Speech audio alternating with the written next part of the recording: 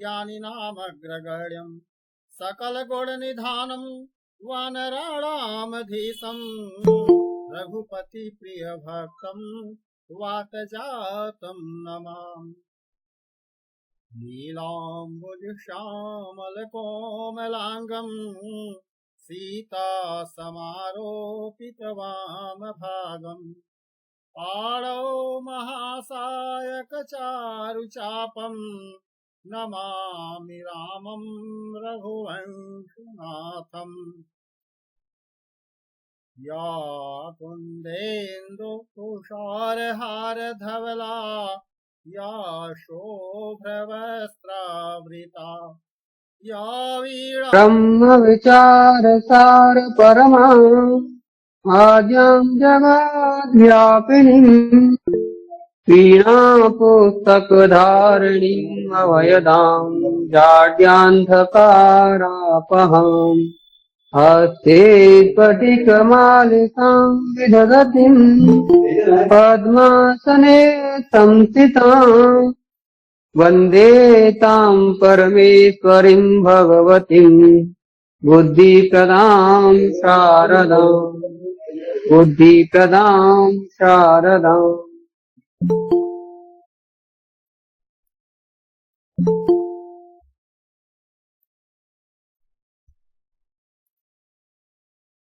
वर्णानां समूहः वर्णमाला। गतदिने वयं पठितवन्तः वर्णाः द्विधा भवन्ति, स्वराः व्यञ्जनानि च। स्वयं राजन्ते स्वराः, स्वरैः व्यञ्जन्ते व्यञ्जनानि। स्वराः त्रयोदश भवन्ति, व्यञ्जनानि त्रयस्त्रिंशत् भवन्ति।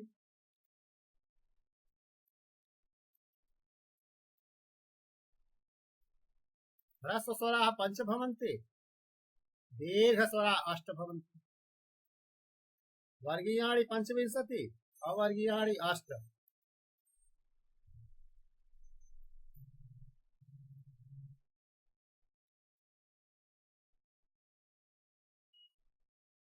एवं पश्यामः स्वराः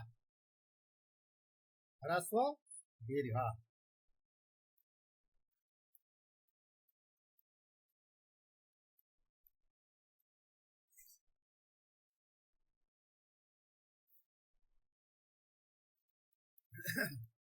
पुनश्च व्यञ्जनानि त्रयस्त्रिंशत् भागद्वयं वर्गीयाणि अवर्गीयाणि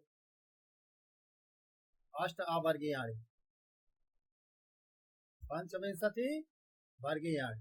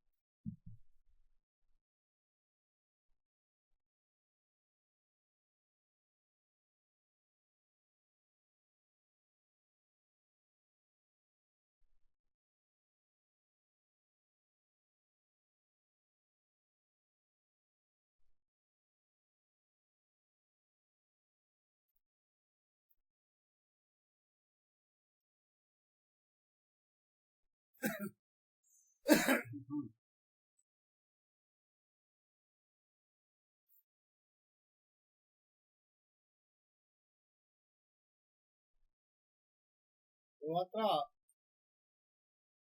वर्गीयाणि पञ्चवर्गाः भवन्ति।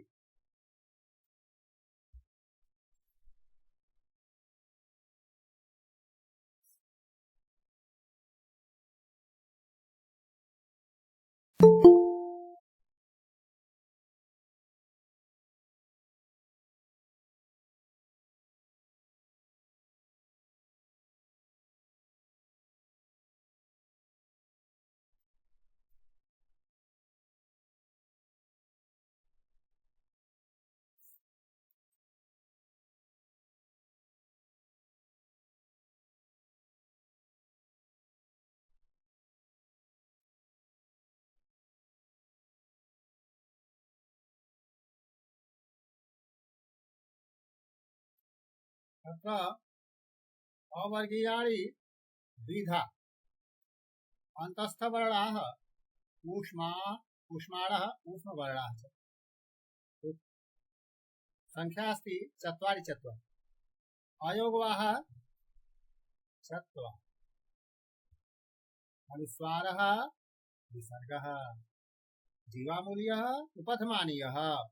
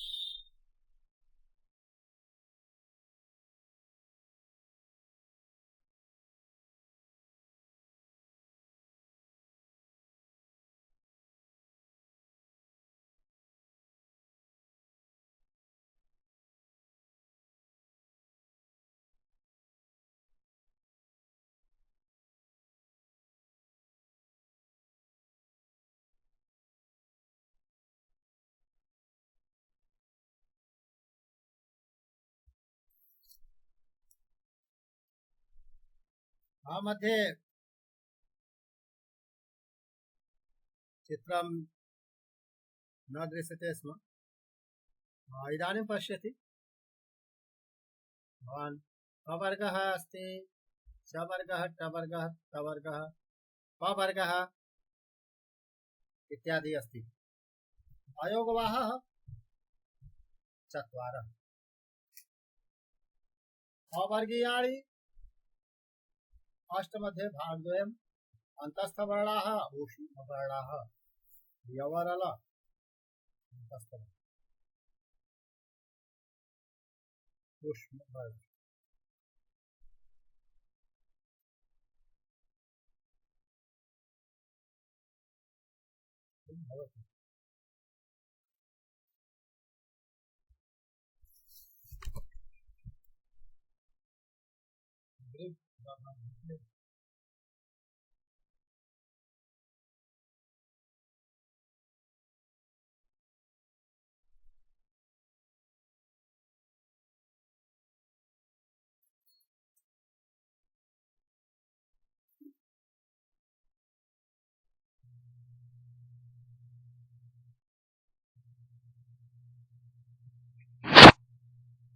सप्तमी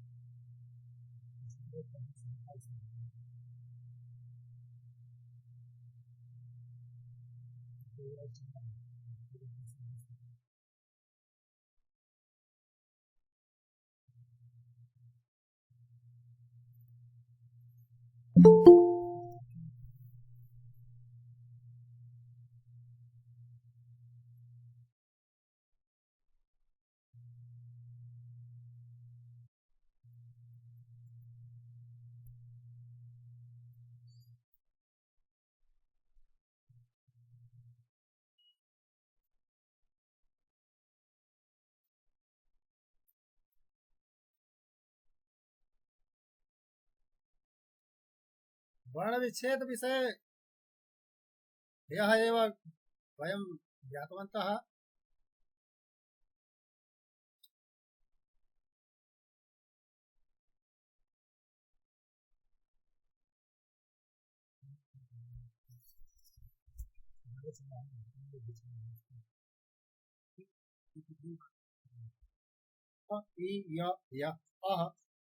क्षत्रियः यानं त्रिशूलम् इत्यादि।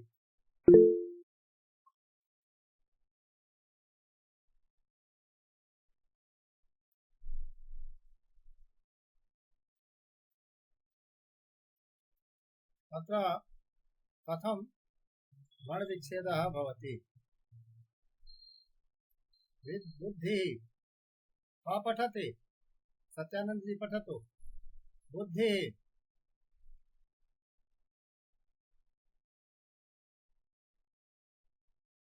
दृष्ट्वा पठतु सत्यानंद आम महोदय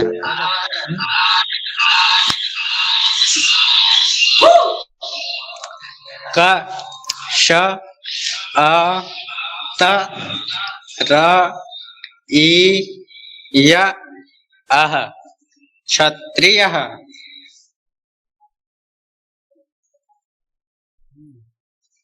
ब्राह्मण अग्रे महोदय अग्रे महोदय ब्राह्मण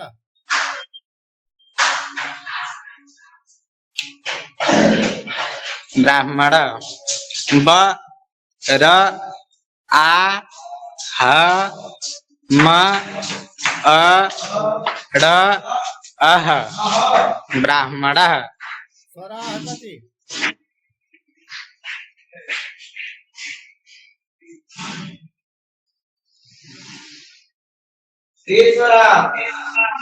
त्रिस्वराः सन्ति।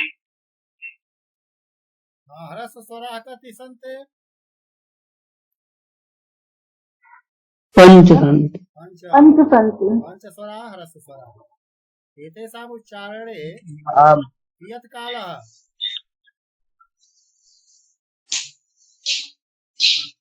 एकमात्रा कालः ह्रस्व स्वराणाम् उच्चारणे एकमात्रा कालः आवश्यकः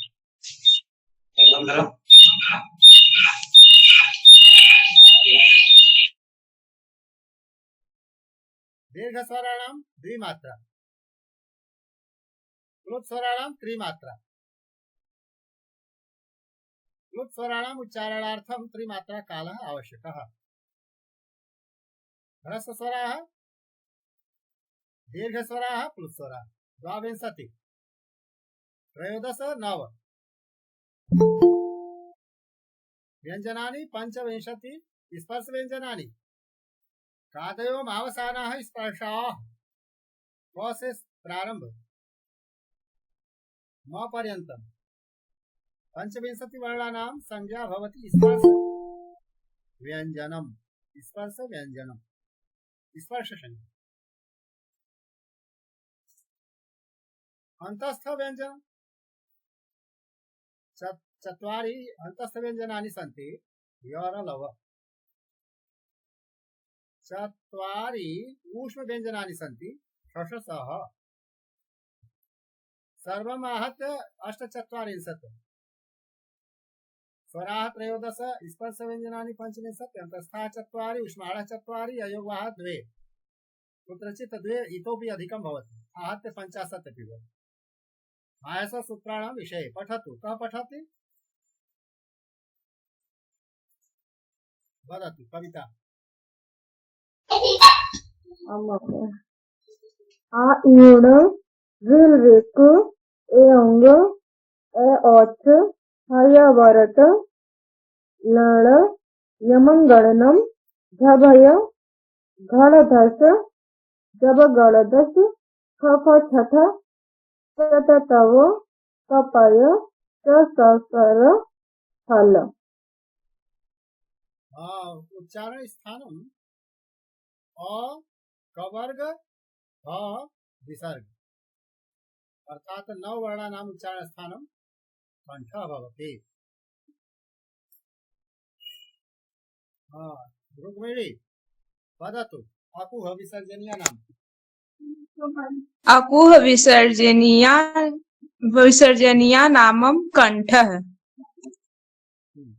कंठः अ आ क ख ग घ अं ठ अंग विसर्ग कण्ठः अत्र अस्ति चित्रे ईचु यशानां तालु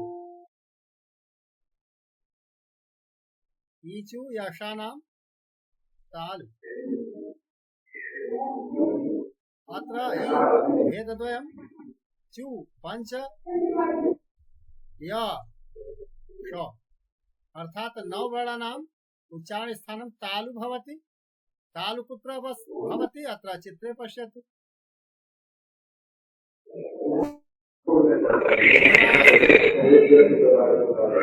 उपरि ऊर्ध्वं गच्छति।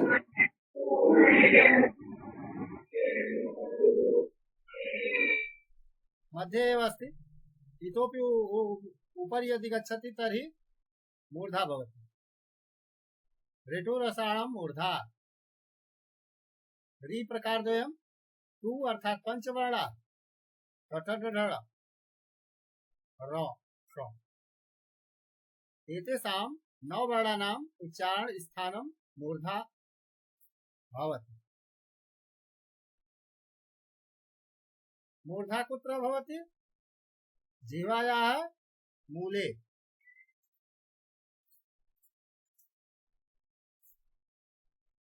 आरम्भे एव अर्थात जिह्वा परिवर्त्य यदा गह्वरे गच्छति तदा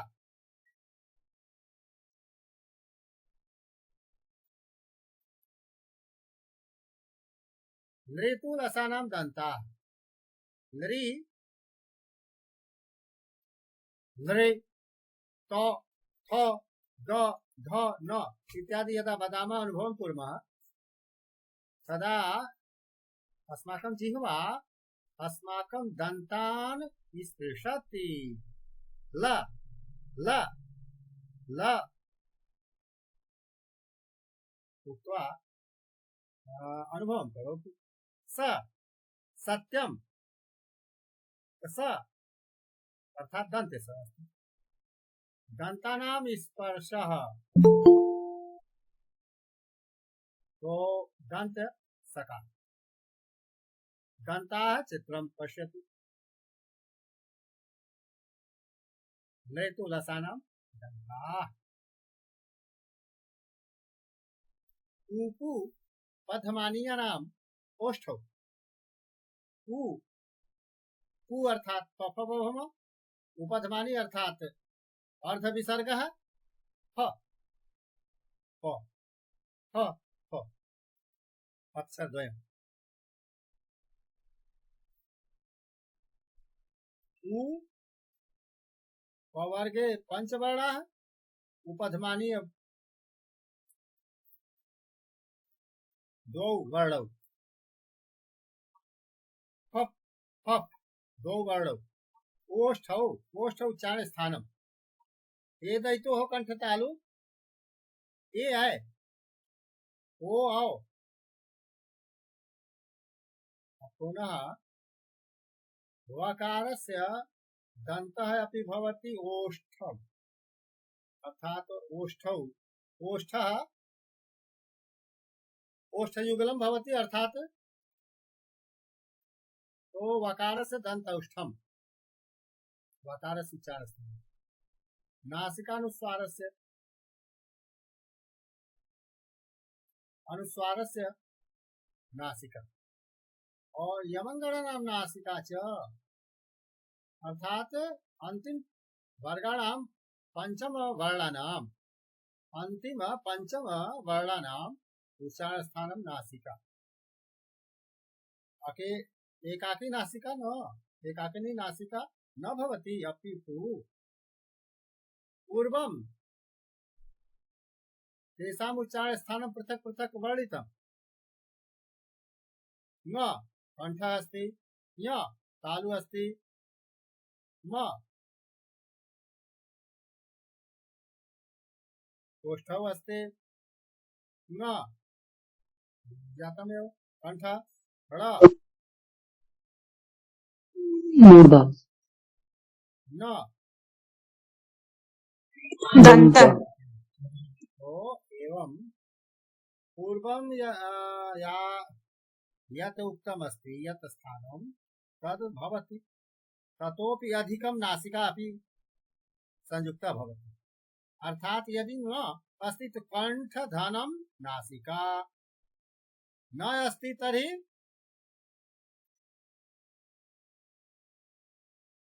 दन्तधन नासिका, अस्ति तालुधन नासिका एवं द्वयमस्ति। अनुस्वारस्य केवल एकमेव नासिक नासिक व अस्ति द्वयमस्ति दन्तः अपि अस्ति ओष्ठम् अपि ओष्ठः अपि अस्ति दन्तः ओष्ठः पुनश्च कंठः ओष्ठः ओत औत ओ औ कंठः ताल ए है द्वयम् द्वयमस्ति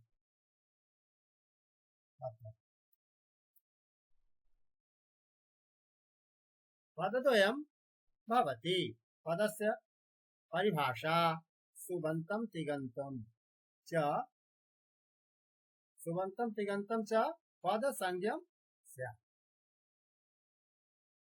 सुप्तिगन्तं पदम् सूत्रम् आगच्छति सुप्तिगन्तं पदम् सुबन्तं च तिङन्तं च पदसंज्ञं स्यात् पद भेद द्वयम् एक तु सुप प्रत्ययाः येषाम् अन्ते भवन्ति तादृशाः शब्दाः यथा रामः बालकः विद्यालयः येषां प्रथमा विभक्ति द्वितीया तृतीया सप्तमी पर्यन्तं रूपं चलति तो तादृश रूपाणि सुबन्त रूपाणि भवन्ति परन्तु पठति पठता पठन्ति गच्छति गच्छता गच्छन्ति धातु पदम धातु रूपाणि यत्र भवन्ति तेषां नाम भवति तिङन्त पदम् पद पदस्य प्रकारः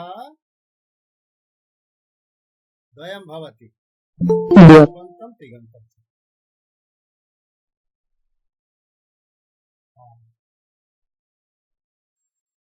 यहाँ आकर के लोग रुके अंत तक ये बीच में क्रम छूट जाने से भी समझ में बात नहीं आती और पहले जो कठिन प्रतीत होता है इसलिए भाग जाए बहुत लोग छोड़ के भाग रहे हैं तो वह नहीं ठीक है पूरी बात सुने समझ में आए जल्दी न आए तो देर में ही सही देर में आएगी बात निश्चित रूप से आएगी हम प्रयास करेंगे तो पद द्वयम् भवति दो प्रकार के पद होते हैं एक तो सुबंत एक तिङन्त सुबंत का मतलब है सुप प्रत्यय जिसके अंत में लगा हो ऐसे शब्दों की एक सूची होती है वह सूची क्या है शब्दों के रूप हम याद करते हैं राम रामो रामा बालका बालको बालका रमा रमे रमा वृक्षा वृक्षो वृक्षा ये जो शब्दों के रूप चलते हैं ये सब सुबंत कहलाते हैं क्यों कहलाते हैं एक वचन द्विवचन बहुवचन तीन वचन और 7 विभक्तियां 7 गुणे 3 बराबर 21 संबोधन को प्रथमा के अंदर शामिल कर लेते हैं इसलिए 8 की गिनती नहीं होती है तो 21 रूप निर्मित होते हैं बालक शब्द के 21 रूप अंत में संबोधन में हे बालक हे बालको हे बालका कहते हैं तो उस सबको मिला लेते हैं पहल प्रथमा विभक्ति के अंदर इसलिए उसकी अलग से गणना नहीं होती तो 7 गुणे 3 यानी कि 21 प्रत्ययों का नाम है 21 प्रत्ययों के समूह का नाम है सुप प्रत्याहार निर्माण होता है प्रत्याहार ये जो माहेश्वर सूत्र हम पढ़े हैं उसी में प्रत्याहार 42 तैयार होते हैं वह नियम दूसरे जगह भी लगता है यहाँ लगा है जैसे सु औजा सम और षष्ठाभ्याम भीष इत्यादि इस तरह गिनती गिनते हैं तो कुल 21 होता है और सु औजस तो सु से प्रारंभ है और अंत में सप्तमी बहुवचन में प्रत्यय का नाम है सुप राम धन सुप तो रामेशु होता है बालक धन सुप बालकेशु तो अंतिम 21वें नंबर पर 21वें संख्या की जो विभक्ति है वह उसका नाम सुप है प्रथम का नाम सु है राम धन सु बालक धन सु तो बालक या रामा का निर्माण होता है सु एक वचन में औ द्विवचन में जस बहुवचन में जैसे बालका तो बालक धन जस प्रत्यय लगने से निर्माण हुआ तो इस 21 प्रत्यय नाम समूह से नाम अस्ति सुप ये किस प्रत्ययों का समूह है? तो सुबंत सुप धन अंतम अर्थात शब्दस्य रूपाणि, शब्दानां रूपाणि। पदस्य परिभाषा किम् अस्ति? सुप तिगंतम पदम सुबंतम च तिगंतम च पद संज्ञा स्यात्। तो सुप धन अंतम शब्द रूपाणि, तिंग धन अंतम तिगंतम क्रिया रूपाणि। येषाम् अन्ते सुप्रत्ययः ते सुबन्ता। यथा रामः, बालकः, विद्यालयः इत्यादि। परन्तु धातुरूपाणि, धातुरूपाणि किं भवति? प्रमोद कुमार जी वदतु, धातुरूपाणि उदाहरणम्।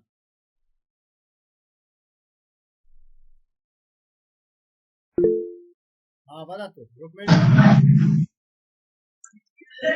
धातुरूपाणि तिङन्तं तिङ् धन अन्तं भवति पचति गच्छति उत्तमम्। भवति भवता भवन्ति सुन्दर। भवसि भवत् भवथ भवथ भवामि भवाव भवावः भवाम। तो एवं भवति तिप तस झी भू धातु तिप प्रत्यय भवति रूपम निर्मितम भवति। तिप तस भवतः तस भूधन तस तिप तस झी झी भवन्ति अथवा पठन्ति इत्यादि भवन्ति। तो येषाम् अन्ते सुप प्रत्ययाः ते सुबन्ताः। रामः, बालकः, विद्यालयः इत्यादि। तो दीपतस झी इत्यादि भवति भवता भवन्ति रूपं चलति। तो पदस्य प्रकारद्वयं भवति। दिव्या द्विवेदी वदतु, रामः रामौ रामाः सुबन्त है कि तिङन्त है? दिव्या द्विवेदी बताएं। रामः जो निर्माण है।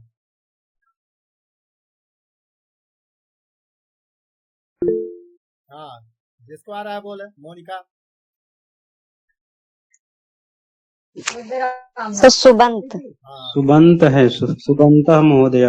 सुबंत पदम रामः सुबंत पदम रामः पठति पठति कीदृशं पदम? तिङन्तं पदम्। तिङन्तम् उत्तमम्। कारणमस्ति पठति इति पदस्य निर्माणमेव तिप प्रत्ययस्य योगात् भवति। तो तिप तस झी इत्यादि अन्ते न आगच्छति। तो तिङ् प्रत्याहारः अस्ति। प्रत्याहार किं भवति? प्रारंभिक अक्षरं स्वीकृत्य अंतिम अक्षरं मेलित्वा नाम भवति। सूत्र रूपेण संक्षिप्त रूपेण नाम सुप तिङ्। परन्तु यदा विस्तारः भवति तर्हि सुप समानं 21 प्रत्ययानां समूहः। तिङ् अर्थात् 18। कथम् 18? 9 भवति परस्मैपदम्, 9 भवति आत्मनेपदम्। यथा आत्मनेपदस्य रूपं वृद्ध धातु वर्धते वर्धेते वर्धन्ते वर्धति वर्धतः वर्धन्ति न भवति रूपं। तो पृथक् प्रकारेण चलति।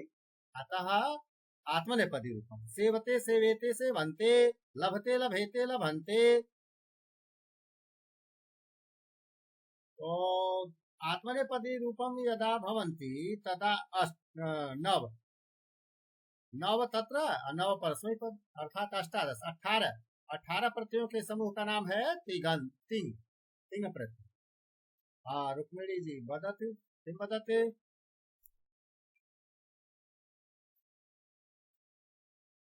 चलतु अग्रे पठतु रुक्मिणी।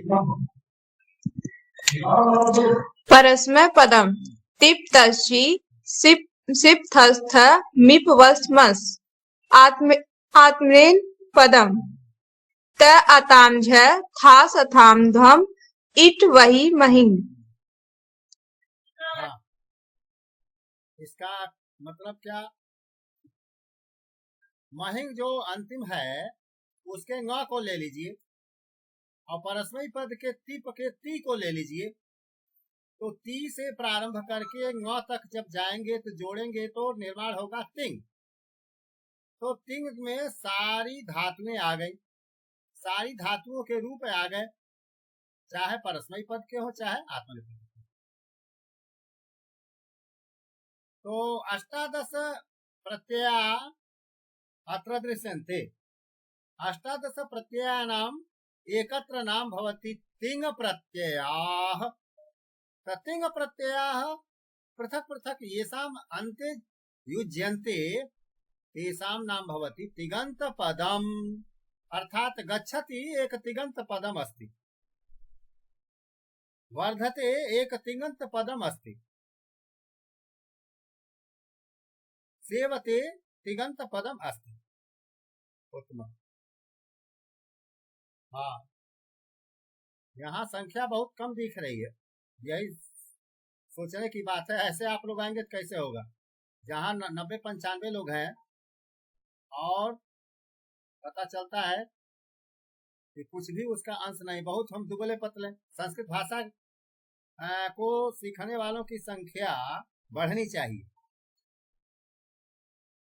तो हम लोग जो जुटे हैं वो अपने में शिथिलता न लावे। ये संस्कृत का अध्ययन एक तपस्या ही है और तपस्या कठिन होती है। तो कठिन के भय से विद्याभ्यास हम छोड़ देंगे तो कुछ नहीं आएगा। तो विद्याभ्यास का अवसर मिला है, इसको करें। सब लोग पूरे समय रुके। इस घंटे में तो है ही, 8 बजे से 9 बजे वाले में भी संयोग से हमारी ही कक्षा दूसरे बैच की चलती है। तो अभी उसमें गया कि नहीं कुछ लोगों को मालूम है, फिर मालूम हो जाएगा सबको। जो 2 घंटा पढ़ना चाहेंगे 2 घंटा पढ़ेंगे, 1 घंटा पढ़ना चाहेंगे 1 घंटा पढ़ेंगे। परंतु 7 बजे वाले में आपका नाम है तो 7 बजे वाले में जरूर आइए। 8 बजे वाले में ऐच्छिक, 8 बजे में जिसका नाम है वो 8 बजे में रहे।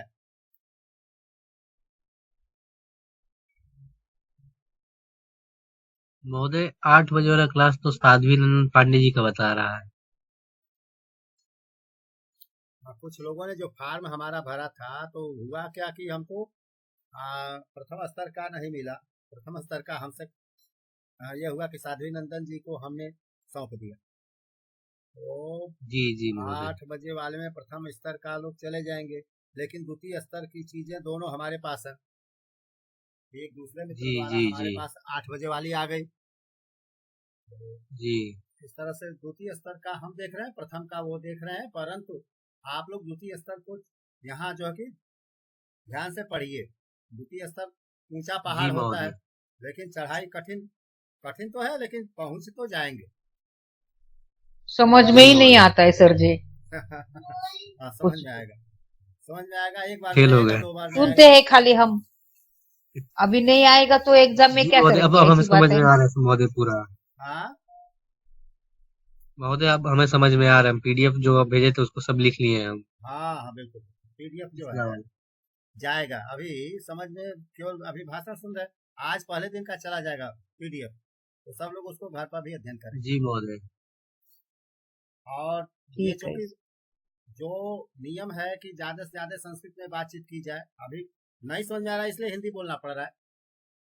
तो जी हाँ सही बात। बोलने से इसका नियम भी भंग होता है और साथ में हमारे जो संस्कृत शब्दों की जो योग्यता है, जो याद होना चाहिए, जिसका भंडार बढ़ना चाहिए, वो भंडार नहीं बढ़ पाता है। इसलिए संस्कृत में ध्यान से सुनेंगे और यहाँ पूरे समय तक बने रहेंगे। रोज आएंगे, प्रतिदिन आएंगे। संख्या अगर घट जाए तो नहीं ठीक है।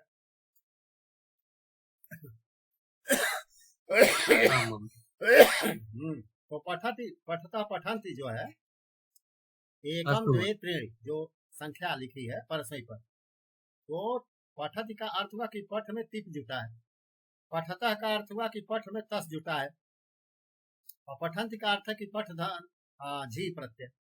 इन प्रत्ययों को जोड़ करके बाद में रूप सिद्धि हुई है। व्याकरण जो पढ़ते हैं व्याकरण शास्त्र, तो उसमें गहराई से जब सीखेंगे तो उस रूप सिद्धि का प्रकरण आता है। सामान्य रूप से ऐसे जान लेंगे कि तिप तस झी लगने से ये सब रूप तैयार होते हैं, चाहे वो गच्छति गच्छता हो चाहे पठति पठता हो।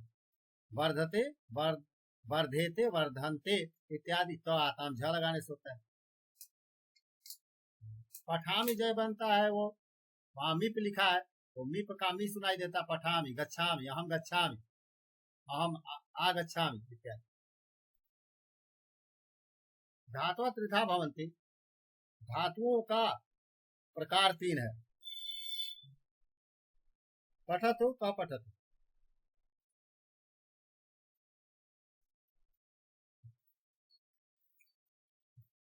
सभी लोग बारी बारी से बोले, लिखा जो पढ़ने का अवसर मिले पढ़े। पठति लिखति हाँ पठति लिखति खादति इत्यादि नित्यं परस्मैः पदैनि भवन्ति। इत्युक्ते पठते लिखते खादते इत्यादीनि रूपाणि न सम्भवति। वदते सेवते भासते इत्यादि नित्यम् आत्मनेपदैनि भवन्ति। इत्युक्ते वदन्ति सेवति भाषति इत्यादीनि रूपाणि न सम्भवति।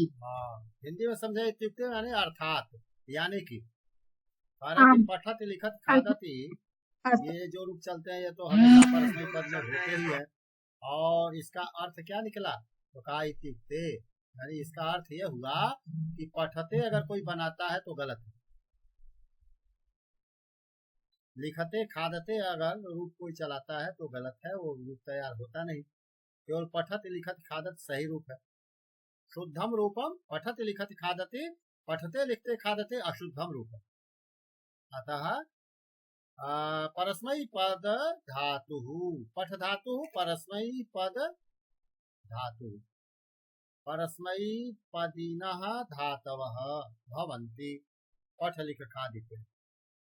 पुनश्च वन्दते वन्देते वन्दन्ते, असेवते सेवेते सेवन्ते, भासते भासेते भाषन्ते इत्यादि रूपम चलते। तो नित्यम आत्मनेपदी रूपम। तो एवं वन्दति सेवति भासति इत्यादि रूपाणि न संभवन्ति। एवं करोति कुरुते याचति याचते पचति पचते जानाति जानीते इत्यादि नित्यम आत्मनेपदी न भवन्ति। जो नीलवर्ण पट्टिकायां यानी अक्षराणि सन्ति, तो तत्र पश्यतु उभयपदी नित्यम आत्मनेपदिनः, अर्थात करोति तु परस्मैपदी, कुरुते आत्मनेपदी, अर्थात द्वयं चलति। क्री धातुः रूपद्वयं चलति, उभयपदी अस्ति। एतस्य नाम केवल आत्मनेपदी न, परस्मैपदी अपि अस्ति आत्मनेपदी अपि अस्ति। करोति कुरुते द्वयं रूपं सत्यं, याचति याचते द्वयं सत्यं, पचति पचते द्वयं सत्यं, जानाति जानीते द्वयं सत्यं। एवं क्या धातुओं के 3 प्रकार होते हैं। एक तो जो दोनों में चलते हैं, जैसे नीचे हमने अभी बताया। एक पहले नंबर पर जो है पहले क्रमांक पर वह परस्मैपद पद, दूसरे पर आत्मनेपदी, तीसरे पर उभयपदी। उभय यानी दोनों में चलेगा, परस्मयी भी चलेगा आत्मने भी चलेगा। तो केवल परस्मयी पद में कुछ उदाहरण दें। रामू गुप्ता, जो धातुएं केवल परस्मयी पद में चलती है उनके उदाहरण इसमें क्या लिखा है, पढ़ें। राम है पुस्तकम पठति। और लोग भी बोले। गीता लिखति। हाँ सुंदर। चले अब आत्मनेपदी का उदाहरण। बालकः आत्मनेपदी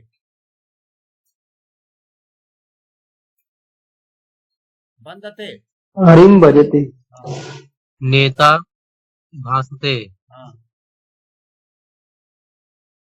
भक्त सेवते,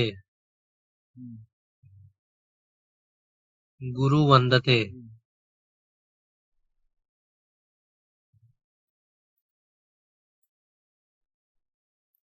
इत्युक्ते उभयथा अपि रूपाणि सम्भवन्ति अन्ते लिखितमस्ति करोति कुरुते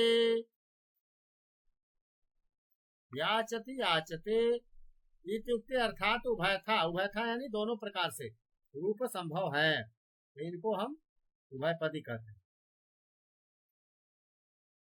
कति विधाः शब्दाः सन्ति।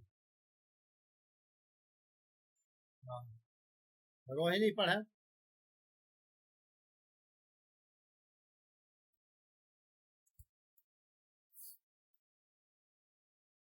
विविधाः शब्दाः पढ़े। अजन्ताः कतिविधाः शब्दाः सन्ति विविधाः शब्दाः अजन्ताः शब्दाः बालक हरि साधु कर्तु नदी देवी सखी पुत्री धेनु तनु वधू हलन्त शब्दाः एवं वदतु अजन्त अजन्त विषये वदतु।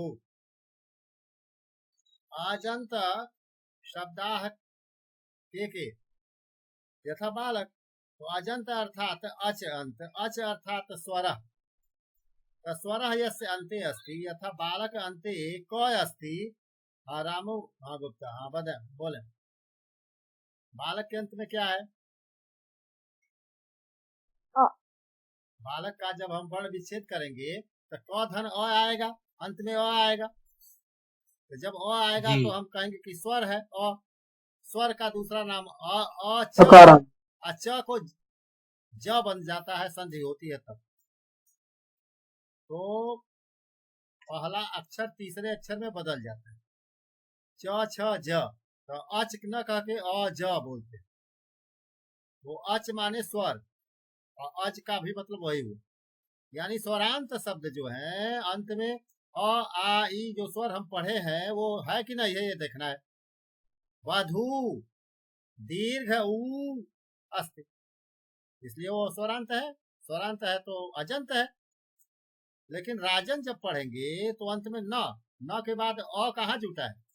अ जुटा रहता, राजा न देर तक रहता, तो अ तो है नहीं, इसलिए उसको स्वरांत या अजंत नहीं कहेंगे, उसको व्यंजनांत कहेंगे। व्यंजन है न, क ख ग घ इत्यादि व्यंजन में न आ गया तो व्यंजन का दूसरा नाम हल है, तो हलंत इसलिए नाम पड़ गया।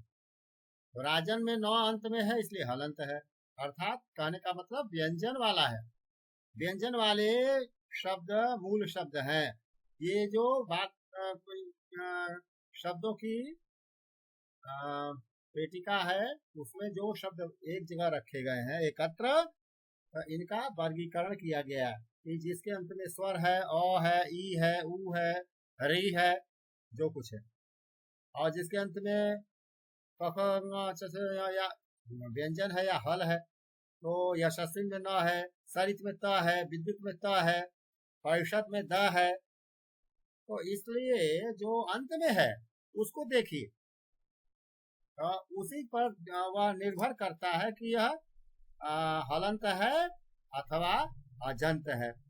तो यशस्विन शब्द कैसा है बोले, कौन बताएंगे? यशस्विन यशस्विन शब्द हलंता शब्दा। हाँ सही है।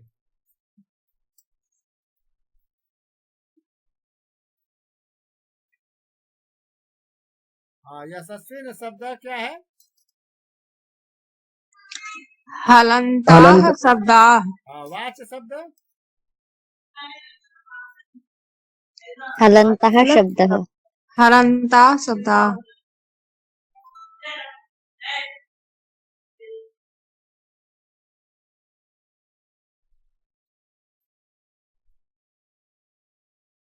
देवी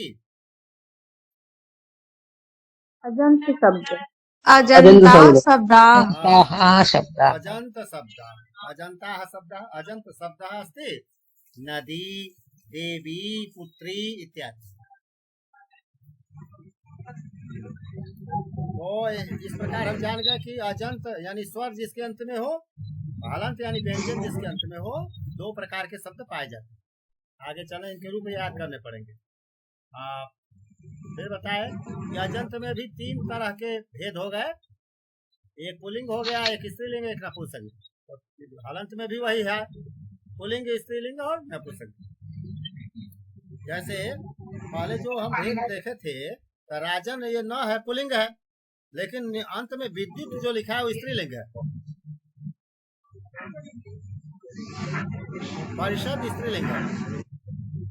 तपस्विन, गुणिन, यशस्विन, शक्तिमत, ये सब का सब क्या है? ये पुल्लिंग था ऊपर। वाच स्त्रीलिंग है, सृज यानी माला स्त्रीलिंग है, सरित नदी स्त्रीलिंग है, परिषद विद्युत स्त्रीलिंग है। इस प्रकार हलंत में भी हमने स्त्रीलिंग देख लिया, पुल्लिंग का भी आगे उदाहरण मिल जाएगा। और बालक, हर, साधु, कर्त्री इत्यादि पुल्लिंग है। नदी, देवी, सखी, पुत्री, धेनु, तनु, वधु, ये सब का सब स्त्रीलिंग है। तो इस प्रकार हमने देखा कि इनमें भी भेद है। तो अजंत पुल्लिंग हो जाएंगे, अजंत स्त्रीलिंग इत्यादि दोनों में चलते हैं। चलिए अजंत पुल्लिंग शब्दों को उदाहरण कौन पढ़ेगा? पढ़े। हाँ बोला, रोहिणी बोला।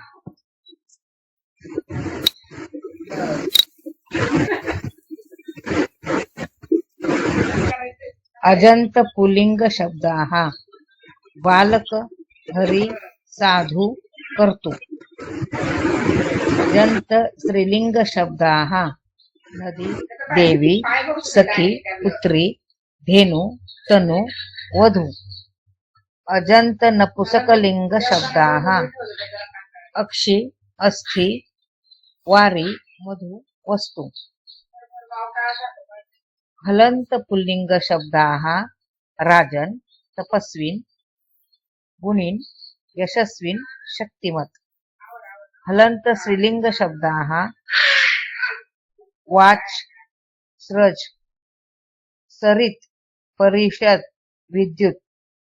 हलंत नपुंसकलिंग शब्दाः चक्षुषु, चक्षुष, सद्य, दाम, महत, धनुष। उत्तम, सुंदर।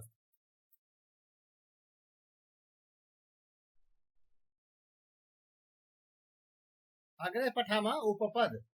उप अर्थात समीप, पदस्य सामीप्यम, पदस्य सामीप्यत्वात् यह नियमः भवति, सः नियमः उपपद नियमः। उपपद विभक्ति नियमः। विभक्ति द्विधा भवति, 2 प्रकार की विभक्तियां होती, कारक और उपपद। विभक्तियों के नियम 2 तरह से चलाए जाते हैं। एक तो कारक के हिसाब से, कारक के नियम, यानी प्रथमा विभक्ति कर्ता कारक, कर्म कारक, करण कारक, इस प्रकार से जो चलाएंगे। संप्रदान कारक, अपादान कारक, अधिकरण कारक। तो इसमें हमको क्या मिलेगा? कारक विभक्ति। कारक विभक्ति संप्रदान के अर्थ में क्या होता है? चतुर्थी होती है। संप्रदान कारक की स्थिति जहां रहेगी वहां चतुर्थी विभक्ति आ जाएगी। कर्म कारक जहां रहे वहां द्वितीय विभक्ति आ जाएगी, कर्मणि द्वितीय। चतुर्थी संप्रदाने, अपादाने पंचमी, अधिकरणे सप्तमी। तो परंतु यत्र पदानां सामीप्यत्वात् विभक्ति प्रवर्तते,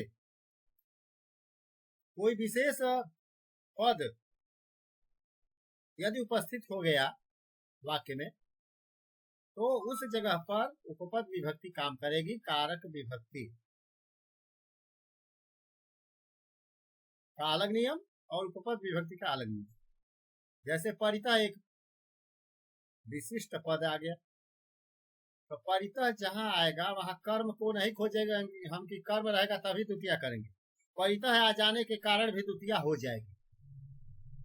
उभयतः जहाँ लिख दे वाक्य में कहीं तो द्वितीय आ जाएगी, सह आए तो तृतीय आ जाएगी, नम आए चतुर्थी आएगी, रोचते चतुर्थी आएगी, विभेति पंचमी, बही पंचमी, पूर्वतः पृष्ठतः वामतः दक्षिणतः ऊपर अधः यहाँ तक षष्ठी और स्नेहयति सप्तमी।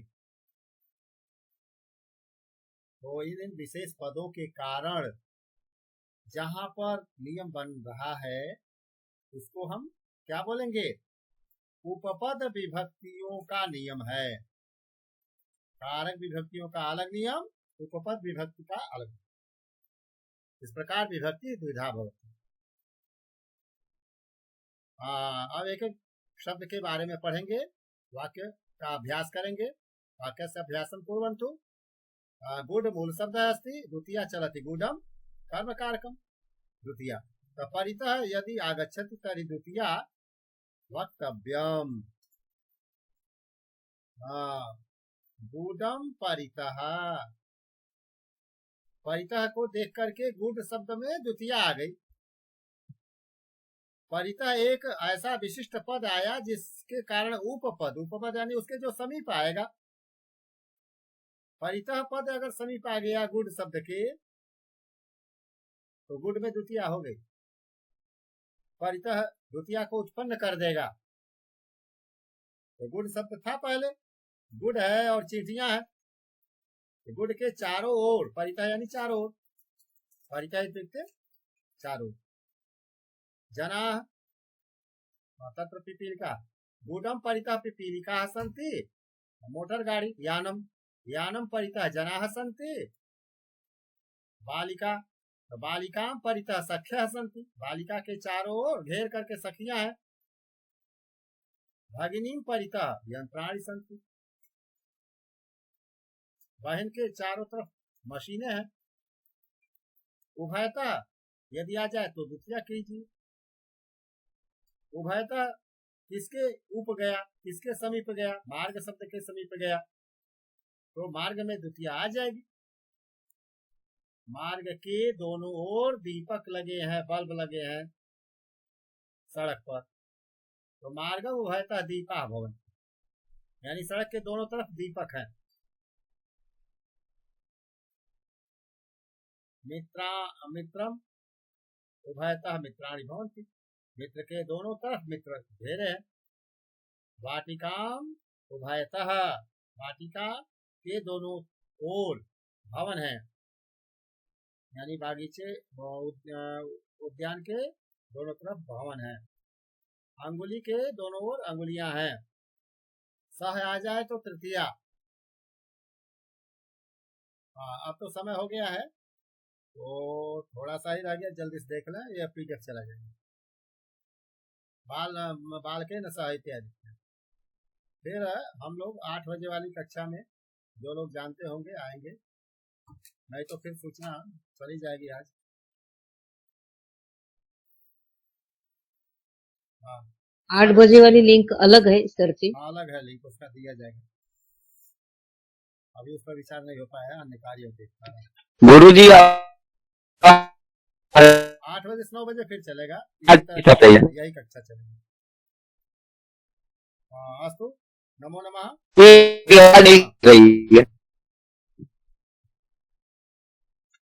नमो नमः महोदय, नमो नमः।